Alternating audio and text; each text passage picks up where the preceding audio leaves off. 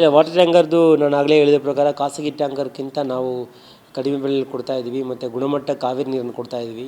ಮತ್ತು ಡೋರ್ನಲ್ಲಿ ಡೆಲಿವರಿ ಮಾಡ್ತೀವಿ. ಯಾವುದೇ ರೀತಿಯಲ್ಲಿ ಡಿಲೇ ಆಗ್ತಾಯಿಲ್ಲ ಅಂತ ಒಳ್ಳೆಯ ಬೆಂಬಲ ಇದೆ.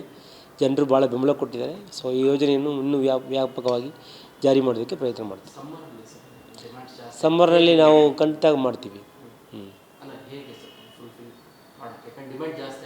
ಡಿಮ್ಯಾಂಡ್ ಜಾಸ್ತಿ ಆದರೆ ಅದನ್ನು ಫುಲ್ಫಿಲ್ ಮಾಡೋಕ್ಕೆ ಎಲ್ಲ ರೀತಿಯಲ್ಲಿ ವ್ಯವಸ್ಥೆ ಮಾಡ್ಕೊಂಡಿದ್ದೇವೆ.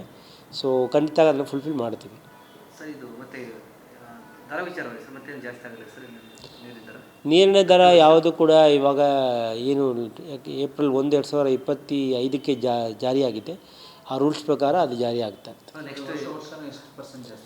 ಅದು ಆಟೋಮೆಟಿಕ್ಲಾಗಿ ಕೆಲವೊಂದು ನಮ್ಮ ಅಡ್ಮಿನಿಸ್ಟ್ರೇಟಿವ್ ರಿಫಾರ್ಮ್ಸ್ ಕಮಿಷನ್ ಅವರು ಕೆಲವೊಂದು ಡೈರೆಕ್ಷನ್ಸ್ ಕೊಟ್ಟಿದ್ದಾರೆ. ಅದರ ಪ್ರಕಾರ ಪ್ರತಿ ವರ್ಷ 3% ಜಾಸ್ತಿ ಆಗುತ್ತೆ. 3% ಅಂದರೆ ಅದೇನು ಭಾಳ ಕಡಿಮೆ ಆಗುತ್ತೆ.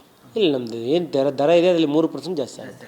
ಇಲ್ಲ, ನಮ್ಮ ಸಿ ಎಂ ಇದಾಗುತ್ತೆ, ನಮ್ಮ ಬೋರ್ಡಿಂದಲೇ ಆಟೋಮೆಟಿಕ್ಕಾಗಿ ಆಗೋ ಥರನೇ ಅಪ್ರೂವಲ್ ಆಗಿದೆ. ಸೊ ಈಗ ಏನಾಗುತ್ತೆ, ಬೆಲೆ ಏರಿಕೆ ಪ್ರತಿ ವರ್ಷ ಪ್ರತಿ ತಿಂಗಳು ಆಗ್ತಾನೇ ಇರ್ತದೆ.